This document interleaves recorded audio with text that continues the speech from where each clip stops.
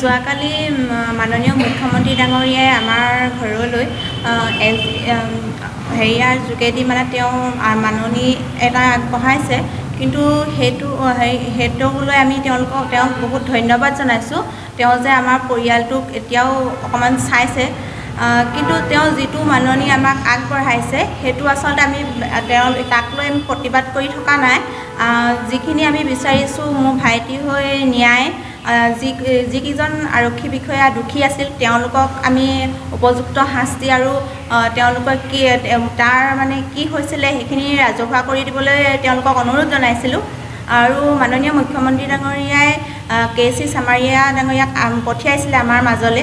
আমি সম্পূৰ্ণ তথ্য সহকাৰে প্ৰমাণ সহকাৰে সকলোখিনি তেওঁক দেখুৱাইছিলোঁ।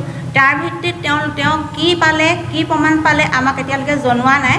আৰু তেওঁ অহা এতিয়া 3 মাহে হৈ গ'ল। তেওঁ 15 দিনৰ পিছতে আমাক জনোৱাৰ কথা আছিলে, কিন্তু এতিয়ালৈকে তেওঁ আমাক জনোৱা হোৱা নাই। আৰু আমি যিখিনি ডিমাণ্ড কৰি আছোঁ বা যিখিনি আমি দাবী কৰি আছোঁ সেইখিনি আমাৰ উপযুক্ত নহয়। তেওঁ যেনেকৈ আমাক সাহাৰ্য দিছে সেইটো আমাৰ উপযুক্ত নহয়, কিন্তু আমাক চৰকাৰী সংস্থাপন এটা লাগিব। কাৰণ আমাৰ ঘৰখন চাবলৈ ঘৰৰ আমাৰ অৱস্থা যিটো সেইটো মাননীয়ে আমি ঘৰখন চলাব নোৱাৰোঁ। মোৰ বৃদ্ধ পিতৃ মাতৃক চাবলৈ উপযুক্ত সংস্থাপন এটা তেওঁ আমাক যেন দিয়ে বা আহ্বান কৰিছোঁ মই। আৰু লগতে দোষীক মানে উপযুক্ত শাস্তি দিয়ে। আজি আচলতে আমাৰ তিতাবৰ বীৰনা হায়েকৰ যুৱক দীপাংকৰ গগৈৰ মৃত্যুৰ আঢ়ৈ মাহ উকলি গ'ল, প্ৰায় 3 মাহ হ'ল। যোৱা 26 ডিচেম্বৰ তাৰিখে তেখেতক আৰক্ষীয়ে অত্যাচাৰ কৰি আত্মহত্যা কৰিবলৈ বাধ্য কৰিছিল। তাৰ বিৰুদ্ধে আমাৰ ধাৰাবাহিক প্ৰতিবাদ অব্যাহত আছে। আপোনালোকে জানে যে শেহতীয়াকৈ ইমপ্লিমেণ্ট হোৱাৰ পাছত কিছু পৰিমাণে আমাৰ ঐক্যবদ্ধ আন্দোলনটো আমি ধাৰাবাহিকতা ৰক্ষা নকৰিলেও, কিন্তু আমি এই গোটেই কথাটোক লৈ চৰকাৰৰ পৰা এটা আশা কৰি আছিলোঁ যে চৰকাৰে মুখ্যমন্ত্ৰী ডাঙৰীয়াই নিজেই ঘোষণা কৰাৰ ধৰণে KC চামাৰীয়া ডাঙৰীয়াই পৰিয়ালৰ পৰা ষ্টেটমেণ্ট, আমি আমাৰ সকলো দল সংগঠনৰ পৰা ষ্টেটমেণ্ট লোৱাৰ পাছত তেওঁ 15 দিনৰ ভিতৰত প্ৰতিবেদন দিম বুলি কৈছিল। কিন্তু KC চামাৰীয়া ডাঙৰীয়া 8 জানুৱাৰীৰ পৰা যিদিনাখন তেওঁ তিতাবৰত আহি ষ্টেটমেণ্ট লৈছিলে সেইদিনাৰ পৰা আজিলৈকে 2 মাহ উকলি গ'ল। 2 মাহ 8 দিন হ'ল আজিৰ দিনটোলৈকে। কিন্তু আজিলৈকে KC চামাৰীয়া ডাঙৰীয়াই কোনো ধৰণৰ প্ৰতিবেদন ৰাজহুৱা নকৰিলে বা পৰিয়ালৰ লোককো কোনো ধৰণৰ তেওঁ অৱগত নকৰিলে। তাৰ মাজতে যি আমি পোষ্টমৰ্টেম ৰিপৰ্ট পালোঁ সেই বিষয়ে আমি ইতিমধ্যে আপোনালোকৰ জৰিয়তে ৰাজহুৱা কৰিছোঁ যে সেই একে পোষ্টমৰ্টেম ৰিপৰ্ট KC চামাৰীয়া ডাঙৰীয়াও পাইছে। মুখ্যমন্ত্ৰীয়ে দায়িত্ব দিয়া অতিৰিক্ত মুখ্য সচিব KC চামাৰীয়া ডাঙৰীয়াও পালে, কিন্তু তেওঁ সম্পূৰ্ণৰূপে মৌন। পোষ্টমৰ্টেম ৰিপৰ্টৰ পৃষ্ঠাই লিখা আছে আৰক্ষীয়ে কেনেকৈ নিৰ্যাতন কৰা হৈছিল। এই কথা বতৰাবিলাক পোৱাৰ পাছতো আজিলৈকে ৰিপৰ্ট নাহিল। আৰু আটাইতকৈ ডাঙৰ কথা যে চৰকাৰী কোনো এগৰাকী মন্ত্ৰী বিধায়ক বা আনকি চৰকাৰীভাৱে গাঁওবুঢ়া এজনো আজিলৈকে দীপাংকৰ গগৈ পৰিয়াললৈ আহি এটা খবৰ নাই লোৱা। আমি বিচাৰিছিলোঁ যে চৰকাৰে অন্ততপক্ষে পৰিয়ালটোৰ কাষত থিয় দিয়ক।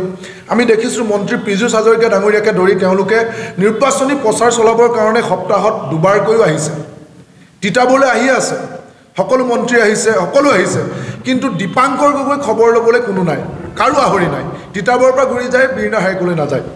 আৰু আমি বাৰম্বাৰ কৈছিলোঁ যে এই তদন্তটো নিৰপেক্ষ হ'বলৈ হ'লে SP মোহনলাল মীনাক নিলম্বিত কৰিব লাগিব, SDPO কাকলি পাটগিৰিক নিলম্বিত কৰিব লাগিব, আৰু তিতাবৰৰ OC লক্ষ্মণ কুমাৰ দাস এই 3গৰাকী মানুহক নিলম্বিত কৰিব লাগিব। কিন্তু তেওঁলোকক কোনো ধৰণৰ শাস্তিমূলক ব্যৱস্থা গ্ৰহণ কৰা নহ'ল, আনকি ৰিজাৰ্ভ ক্ল'জ কৰাও নহ'ল।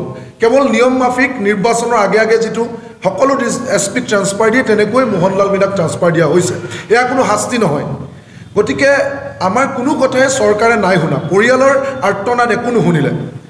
আৰু কেৱল মাত্ৰ আমাৰ যি আমি এটা ক্ষতিপূৰণৰ দাবী জনাইছিলোঁ, যোৱাকালি চৰকাৰে ক্ষতিপূৰণৰ নামত সামান্য এক অৰ্থ সাহাৰ্য পৰিয়ালৰ ওচৰত দিছে। তাৰ কাৰণে আমি চৰকাৰক ধন্যবাদো জনাইছোঁ যে পৰিয়ালটো অন্ততপক্ষে পৰিয়ালটোক আমি বিচাৰিছিলোঁ যে চৰকাৰে পোনপটীয়াকৈ কথা পাতক, নাই পতা, কিন্তু প্ৰশাসনৰ জৰিয়তে কিছু আৰ্থিক সাহাৰ্য আগবঢ়াইছে। কিন্তু আমাৰ উদ্দেশ্য কেৱল আৰ্থিক সাহাৰ্য নহয় বা সামান্য আৰ্থিক সাহাৰ্য এতিয়া একমাত্ৰ পুত্ৰ মৃত্যুৰ পাছত পৰিয়ালটো চলিব নোৱাৰে।